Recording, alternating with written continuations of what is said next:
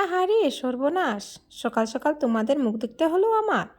বলি কি, তোমাদের কি এই রাস্তা ছাড়া আর কোনো রাস্তা নেই? তোমাদের এই কুৎসিত বিশ্রী কালো চেহারা দেখে আমি ডিমে তা দিতে গেলে আমার বাচ্চারাও তো কালো হবে।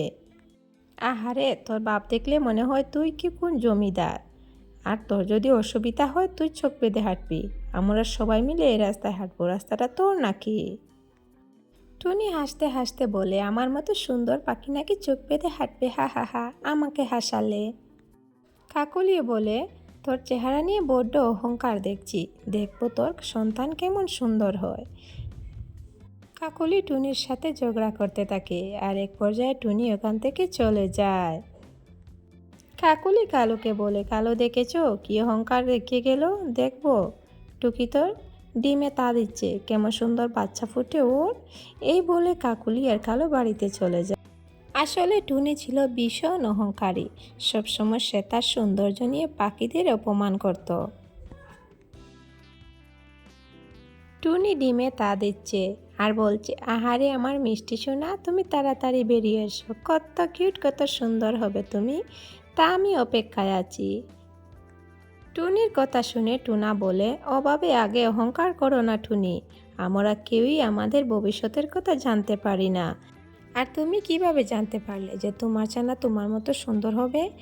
টুনি টুনাকে ধমক দিয়ে বলে, চুপ করো তুমি, আমি সুন্দর তাই আমার ছানা সুন্দর হবে। আর তোমাকে এত কথা বলতে কে বলেছে? টুনা বলে, আমার কথা যদি সবসময় তুমি শুনতে তাহলে তোমার এত অহংকার হতো না, সবসময় শুধু তুমি তোমার কথা বলো। এই বলে টুনা ওখান থেকে চলে যায়। এইভাবে দিন কাটতে থাকে, আর দিন দিন টুনির আরও অহংকার বেড়ে যাচ্ছে। টুনি অনেকদিন ডিমে তা দেওয়ার পর সুন্দর ফুটফুটে একটি বাচ্চা হয়েছে। টুনা ভীষণ খুশি, দেখো টুনি দেখো, আমাদের কি সুন্দর ফুটফুটে একটা বাচ্চা হয়েছে। কিন্তু টুনি কিছুতেই খুশি হতে পারছে না। ও বলছে, তুমি থামো তো, এমন একটা খুশি ছানা বের হবে আমি ভাবতেও পারিনি। আমি ভাবছিলাম সুন্দর একটা ফুটফুটে আমার বাচ্চা হবে।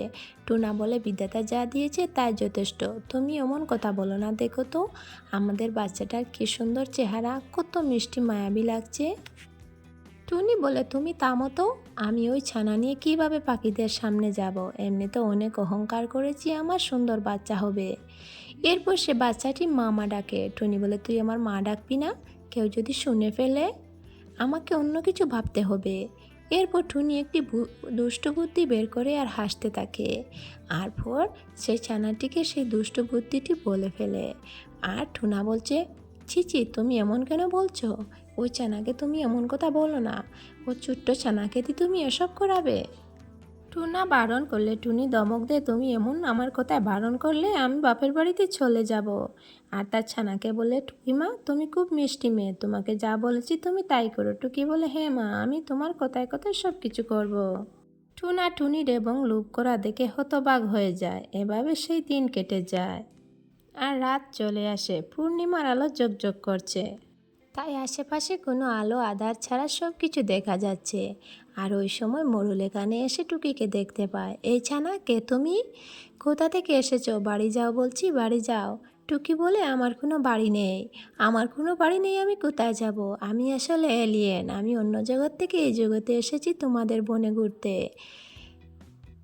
ঈগল বলে, হে, তুমি এলিয়েন? এই কথা তো আমি আমার মেয়ের মুখে শুনেছিলাম, সত্যি বলছো? তুমি কি সত্যি এলিয়েন? টুকি বলে, হ্যাঁ আমি এলিয়েন, আর এলিয়েনরা কখনো মিথ্যা বলে না, আমি সত্যি বলছি, সত্যি আমি এলিয়েন। এরপর ঈগল বলে, ঠিক আছে, তাহলে তুমি আমার সাথে আমার বাড়িতে চলো, আমাদের ওই বনের পাখিরা কখনো এলিয়েন দেখেনি, তাই তোমাকে সবাই যত্ন করবে। এরপর ঈগলের সাথে টুকি ঈগলের বাড়িতে চলে যায়, আর অন্যদিকে গাছের আড়াল থেকে টুনি সব কিছু দেখছে আর হাসছে। এভাবে রাত ফুরিয়ে যায়। সকাল হতে না হতে পুরো বনে এলিয়েনের কথা প্রচার হয়ে যায়। আর ওদিকে কখন কাকলিকে বলছে, মা, এলিয়েন, আমি তো কখন এলিয়েন দেখিনি, আমাকে এলিয়েন দেখতে নিয়ে যাও না মা। এরপর কাকলি কনককে নিয়ে মোড়লের বাড়িতে চলে আসে। আর কনক বলে, দেখো মা, এলিয়েন আমার মতো কালো, আমার মতো দেখতে কালো হয়েছে। ঈগল বলে, কালো হলে কি হয়েছে, ও তো এলিয়েন। দেখেছিস আমাদের কি ভাগ্য, অন্য গ্রহ থেকে আমাদের পৃথিবীতে বেড়াতে এসেছে, আর ওই আমার বাড়িতে এসেছে। এখন তোমরা সবাই চলে যাও, এলিয়েন এখন বিশ্রাম নিবে। এরপর সব পাখিগুলা ঈগলের বাড়ি থেকে চলে যায়, আর অন্যদিকে টুকি ঈগলের বাড়িতে বাস করতে শুরু করে। আর টুনা শহরে কাজের জন্য যাওয়ার জন্য টুনা এসবের কিছুই জানে না। এভাবে কিছুদিন কেটে যায়।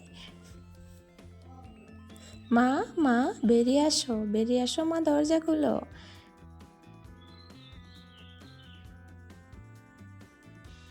টুনি বেরিয়ে এসে বলে, কিরে মা, টুকি তুই এসেছিস? কি নিয়ে এসেছিস তো দেখি? টুকি বলে, মা এই দেখো সোনার পাত্র নিয়ে এসেছি, সবার চোখ ফাঁকি দিয়ে, কেউ দেখতে পারেনি। টুনি বলে, এই তো কাজের কাজ করেছিস, আমার মেয়ে কত বুদ্ধিমতী। যা যা, এবার তুই আবারও মোড়লের বাড়িতে চলে যা, না হয় কেউ দেখে ফেলবে। এরপর টুকি আবারও মোড়লের বাড়িতে চলে যায়। ভাগ্যিস আমি আমার এই কালো ছানা দিয়ে একটা বুদ্ধি বের করেছিলাম, নয়তো এতক্ষণে বনের সব পাখিরা আমাকে অপমান করতে করতে শেষ করে দিত। টুনি এইভাবে দুষ্টু বুদ্ধি করতে থাকে। ওদিকে সকাল হতেই মোড়ল তার সোনার পাত্রটি খুঁজে পাচ্ছিল না। মোড়ল সোনার পাত্র না পেয়ে চিন্তায় পড়ে যায়। আর চুরি শুধু মোড়লের বাড়িতে নয়, শুধু গ্রামে চুরি করছে টুকি, যেখানে যা কিছু পাচ্ছে সব মাকে দিয়ে দিচ্ছে। এভাবে দিন কাটতে থাকে, কিন্তু পাখিরা কোথাও চোর ধরতে পারছে না। এক বিকেলে টুকি বিউটির বাড়িতে আসে। বিউটি দেখি, আরে এলিয়েন, তুমি আমার বাড়িতে, কি ভাগ্য আমার। দেখতে পারো, বেরিয়ে দেখ এসে কে এসেছে আমাদের বাড়িতে, এলিয়েন এসেছে। আর ওদিকে টুকি গাছে আম দেখে ভাবছে, এই রে, এত আম গাছে, এগুলো তো মাকে দিতেই হবে। এরপর টুকি ওখান থেকে দুষ্টু বুদ্ধি করে চলে যায়, আর এভাবে এই দিনটা কেটে যায়। অন্যদিকে টুনি এক জঙ্গলে কাকলির সাথে দেখা হয়। কাকলি বলে, কি রে, দিন দিন দেখছি তোর অহংকার বেড়ে যাচ্ছে, আর এত ধনী হয়ে উঠেছিস। কি তাহলে, কি তোর ডিমটি এখনো ফুটেনি? টুনি বলে, আমার ডিমটি অনেক আগে নষ্ট হয়ে গেছে, আর তোমাকে তো কৈফিয়ত দিতে যাব কেন? এই বলে টুনি ওখান থেকে উড়ে চলে যায়। টুনির এভাবে দিন কাটতে থাকে, আর ওদিকে কবুতর শহর থেকে বাড়িতে এসেছে।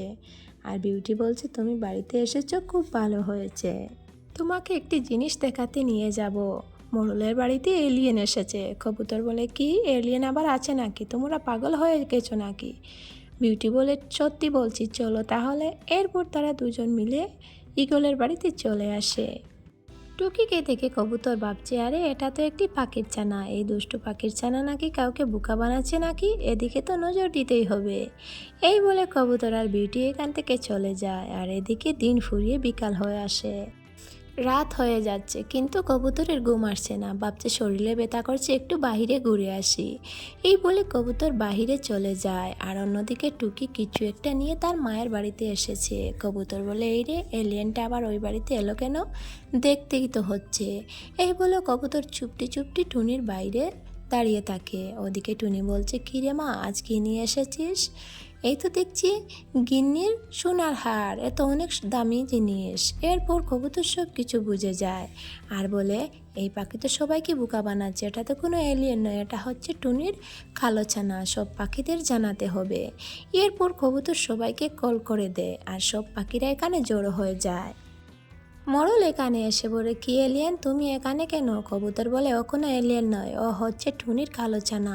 এরপর মোড়ল সবার ভিডিও সবাইকে দেখিয়ে দেয় টুনির দুষ্ট বুদ্ধির। এরপর সব পাখিগুলা টুনিকে অপমান করতে থাকে। কিরে টুনি, তুই তো ভাবতাম শুধু অহংকারী, এখন তো দেখছি লুবিও বটে, তুই এই ছোট্ট ছানাকায় দিয়ে এসব করালি।